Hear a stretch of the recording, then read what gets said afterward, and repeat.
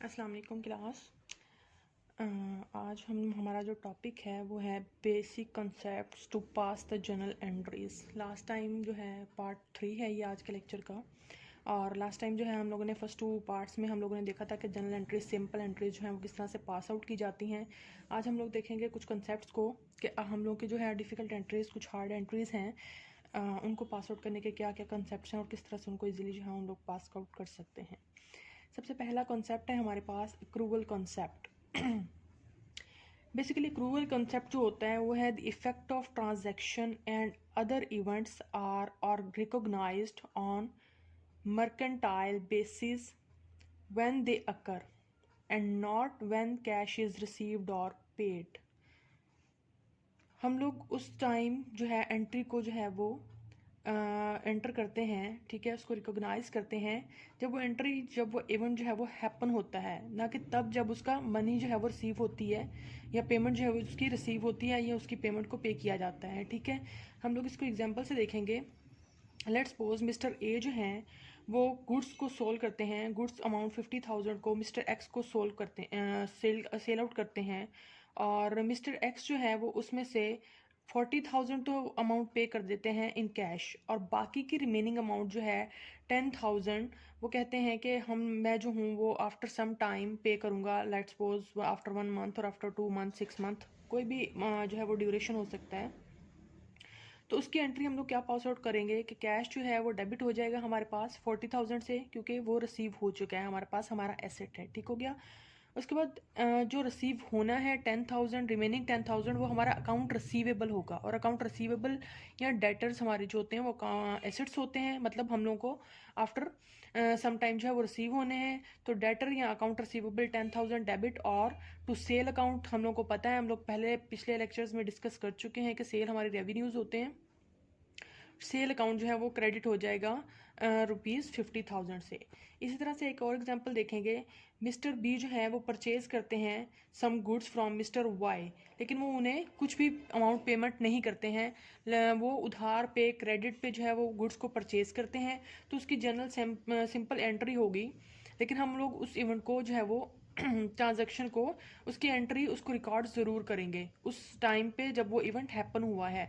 चाहे उसकी पेमेंट जो है वो ऑन क्रेडिट हो, चाहे हम लोगों ने बाद में पे करनी हो, चाहे हम लोगों ने बाद में जो है वो रिसीव करनी हो, लेकिन जो है वो इवेंट को, ट्रांजैक्शन को जो है वो रिकॉर्डिंग ज़रूर की जाती है। लाइक सपोज इसके जो है वो क्या एंट्री बनेगी हमारे पास purchases 10,000 debit and to creditor, यानी कि टू क्रेडिटर हमारा जो है वो लायबिलिटी है। ठीक है, हम लोगों ने पे करनी है, तो ये जो हो जाएगी 10,000 से क्रेडिट हो जाएगी। Accrual means recognition of revenue and cost or they are earned or incurred, not when money is received or paid। Accrual means ही ये है कि हम लोग जो है वो रेवेन्यू और कॉस्ट को तभी हम लोग जो है वो रिकॉर्ड करते हैं जब वो हैपनिंग होती है उस इवेंट की, जब वो इनकर होते हैं, ना कि तब जब हमारी मनी जो है वो रिसीव्ड हो या पे हो। उसके बाद सेकंड कंसेप्ट आ जाता है हमारे पास आउटस्टैंडिंग एक्सपेंसेस का। आउटस्टैंडिंग एक्सपेंसेस क्या होते हैं? Those expenses which are due in the current accounting period but are left unpaid. ठीक है, हम लोगों ने, लेट्स सपोज हम लोगों ने वेजेस है हो गई, सैलरीज हो गई, रेंट, इंटरेस्ट ऑन लोन हो गया।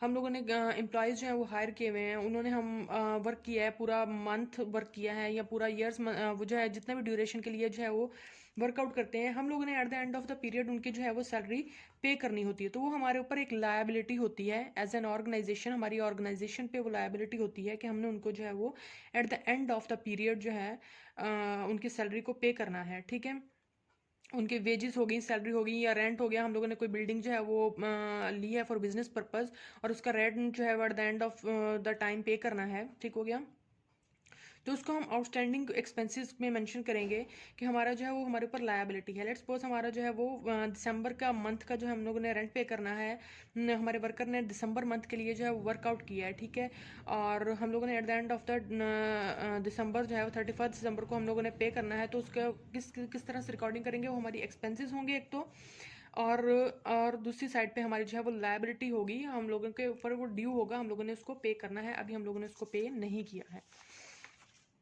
उसके बाद आ जाता है हमारे पास नंबर 3 पे प्रीपेड एक्सपेंसेस और अनएक्सपायर्ड एक्सपेंसेस। प्रीपेड एक्सपेंसेस होते हैं are those expenses which are paid in advance for a benefit yet to be received in future. हम लोग जो होते हैं इन एडवांस पेमेंट कर देते हैं और हमारी ऑर्गेनाइजेशन ने उसका जो है वो बेनिफिट रिसीव करना होता है इन फ्यूचर में, और जिस चीज़ का हम लोगों ने बेनिफिट इन फ्यूचर रिसीव करना हो वो हमारे एसेट्स में आती है। ठीक है, एसेट्स जो है वो प्रीपेड रेंट अकाउंट इंक्रीज कर जाएगा। Let's suppose you have paid 6 month rent in advance. आप लोगों ने 6 मंथ, आपके ऑर्गेनाइजेशन 6 मंथ का रेंट जो है वो एडवांस पे कर देती है। अब 6 मंथ की सर्विस जो है या बेनिफिट जो है उन्होंने रिसीव करनी है अभी, तो हमारा एसेट्स में आ जाएगा प्रीपेड रेंट एसेट डेबिट, और कैश हम लोग पे कर चुके हैं एडवांस में, तो हमारा कैश जो होगा वो क्रेडिट हो जाएगा। उसको जो है क्रेडिट हो जाएगा, एसेट है हमारा, कैश डिक्रीज होगा तो क्रेडिट हो जाएगा। उसके बाद नेक्स्ट जो है वो हमारे पास आ जाता है income received in advance. Income received in advance क्या है? Sometimes in business we may receive some income in advance in spite of not rendering this service.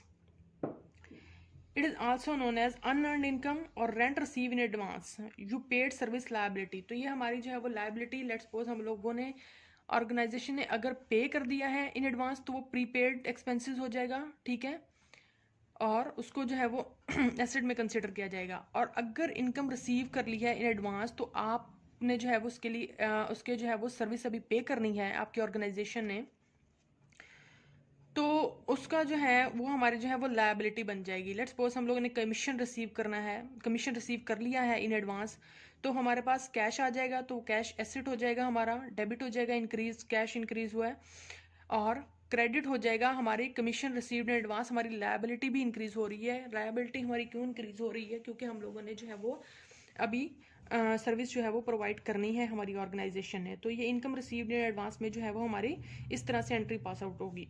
उसके बाद नेक्स्ट हम लोग देखें, नेक्स्ट हमारा कॉन्सेप्ट है accrued income revenue. Accrued income revenue क्या होती है? It is income during a particular accounting period but not received until the end of that period.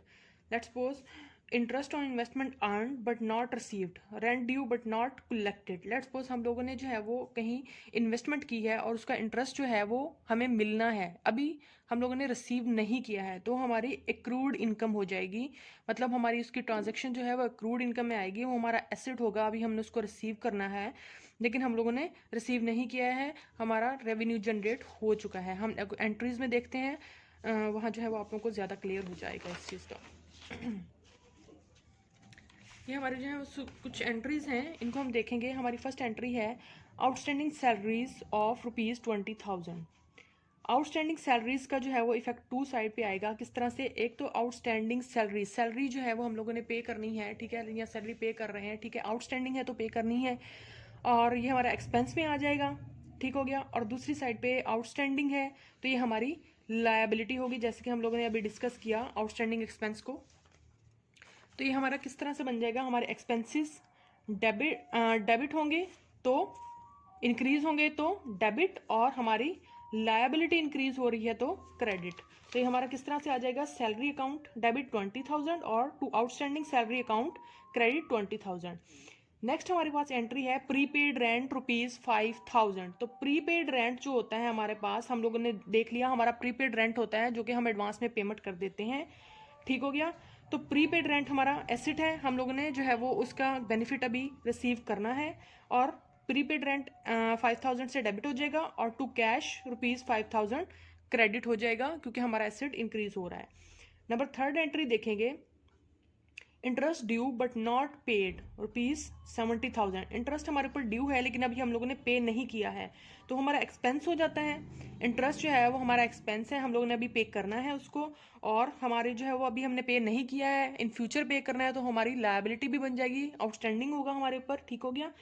तो थर्ड एंट्री देखेंगे, interest on bank loan account debit 70,000 और to interest outstanding account credit ₹70,000। Number 4 entry देखेंगे, unexpired insurance 20,000। तो unexpired insurance हमारे पास क्या होती है? हम लोगों ने अभी अनएक्सपायर्ड देखा, हमारे अनएक्सपायर्ड एक्सपेंसेस हमारे होते हैं प्रीपेड एक्सपेंसेस, ठीक है, जो कि हम लोग एडवांस में पे कर देते हैं। तो हम लोगों ने क्या किया? अनएक्सपायर्ड इंश्योरेंस 20,000, तो ये हमारी प्रीपेड इंश्योरेंस है, हमारा एसेट है, ठीक है, हम लोगों ने एडवांस में पे कर दिया है, और प्रीपेड इंश्योरेंस अभी हमने बेनिफिट जो है वो उसका रिसीव करना है। अनएक्सपायर्ड इंश्योरेंस डेबिट होगा 20,000 से, क्योंकि जब हमारा एसेट जो है वो इंक्रीज होता है तो हम उसको डेबिट करते हैं। और दूसरी तरफ से हमारा एसेट ही, यानी कि कैश हम लोगों ने पे कर दिया एडवांस में, एसेट ही डिक्रीज हो रहा है तो हम उसको क्रेडिट करेंगे। तो ये हमारे पास आ जाएगी इसकी entry, prepaid insurance debit 20,000 and to cash account जो है वो क्रेडिट 20,000। उसके बाद नेक्स्ट एंट्री हम लोग देखेंगे, commission received in advance ₹10,000। Commission जो है वो इन एडवांस रिसीव कर लिया है, और जब हम लोग कमीशन रिसीव इन एडवांस करते हैं तो हम लोग जो है उसकी सर्विस जो है इन रिटर्न अभी हम लोगों ने करनी होती है। तो जब हम लोग ने देखा है कि इनकम रिसीव्ड इन एडवांस या कमीशन रिसीव्ड इन एडवांस हम लोग इसकी एंट्री करेंगे, तो ये हमारे ऊपर, हम लोगों ने कैश तो रिसीव कर लिया है लेकिन हमने रिटर्न में अभी सर्विस पे करनी है उनको, ठीक है। तो वो हमारा जो है हमारे ऊपर लायबिलिटी हो जाती है, और इसकी एंट्री हो जाएगी, हमारे पास हमारा एसेट इंक्रीज हो रहा है क्योंकि कैश हम लोग रिसीव कर चुके हैं। एसेट इंक्रीज होगा तो हमारे पास डेबिट आ जाएगा, ठीक है। और to commission received in advance हमारी लायबिलिटी है, हम लोगों ने अभी सर्विस पे करनी है उस कमीशन के अगेंस्ट, ठीक हो गया। तो हमारी लायबिलिटी है, लायबिलिटी जब इंक्रीज होती है तो हम उसको क्रेडिट करते हैं, ठीक हो गया। नेक्स्ट हम लोग देखेंगे नंबर 6 पे है हमारे पास accrued income interest ₹8,000। Accrued income को हम लोगों ने अभी डिस्कस किया है कि हमारे पास एक्रूड इनकम जो होती है वो हमारा rent, let's suppose rent due but not collected, मतलब हमने at the end of the period हम लोगों ने उसको रिसीव करना होता है, तो हमारा एसेट होता है एक्रूड इनकम, और दूसरी साइड पे उसका इफेक्ट जाएगा रेवेन्यू के ऊपर, ठीक हो गया। तो एक्रूड इनकम इंटरेस्ट ₹8,000, तो accrued income interest, accrued income हमारा एसेट है, एसेट जब इंक्रीज होगा तो हम उसको डेबिट करेंगे। और टू इंटरेस्ट, क्योंकि हमने इंटरेस्ट कलेक्ट करना है तो हमारा जो है वो रेवेन्यू है, और रेवेन्यू जो है वो जब इंक्रीज होता है तो हम उसको क्रेडिट करते हैं। उसके बाद नंबर 7 में देखेंगे, allowed 10% interest on capital ₹1 lakh. 10% interest जो है वो पे करना है हम लोगों ने कैपिटल के ऊपर, ठीक है। और कैपिटल के ऊपर 1 लाख कैपिटल है तो 10% इसका जो है वो 10,000 हो जाएगा, ठीक है। और हमारा एक्सपेंस होता है, हमने इंटरेस्ट पे करना है, तो इंटरेस्ट ऑन कैपिटल, जब एक्सपेंसेस हमारे इंक्रीज होते हैं तो हम उनको डेबिट करते हैं, इंटरेस्ट एक्सपेंस ऑन कैपिटल हमारा डेबिट हो जाएगा 10,000 से। और to capital account, capital account पे हो रहा है, हम लोगों ने कैपिटल अकाउंट पे इंटरेस्ट पे करना है तो हम लोग कैपिटल को क्रेडिट करेंगे। और हम लोगों को पता है कि जब हमारी इक्विटी इंक्रीज होती है, हमारी इक्विटी इंक्रीज होती है तो हम उसको क्रेडिट करते हैं, ठीक हो गया। नेक्स्ट हमारे पास आ जाएगा रेंट ड्यू, रेंट जो है वो ड्यू है टू लैंडलॉर्ड ₹5,000। रेंट पेमेंट जो है वो हमारी ड्यू है, ठीक है, मतलब आउटस्टैंडिंग है, हमारी लायबिलिटी है, अभी हमने पे करना है रेंट इन फ्यूचर। तो रेंट जो है वो हमारा एक्सपेंस है, rent expense, rent account debit.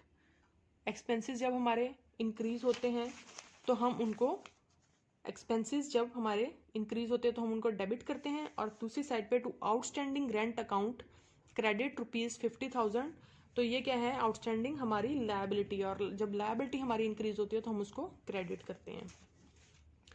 Next entry देखेंगे, drawings on interest on drawings ₹5,000। Interest हम लोगों ने ड्राइंग के ऊपर जो है वो ऑनर ने ऑर्गेनाइजेशन को पे करना है। हम लोग ड्राइंग्स को लास्ट लेक्चर में जो है वो डिटेल में डिस्कस कर चुके हैं, दोबारा रिपीट कर देती हूँ। ड्राइंग्स होती हैं जो ऑनर अपने पर्सनल यूज़ के लिए ऑर्गेनाइजेशन से जो है वो कोई चीज़ बोरो करता है, तो वो ड्राइंग्स कहलाती हैं, ठीक है। अब इंटरेस्ट जो है वो ऑनर ने ऑर्गेनाइजेशन को पे करना है, तो ऑर्गेनाइजेशन के लिए ये इंटरेस्ट जो होगा वो उसकी रेवेन्यू होगा, ठीक हो गया।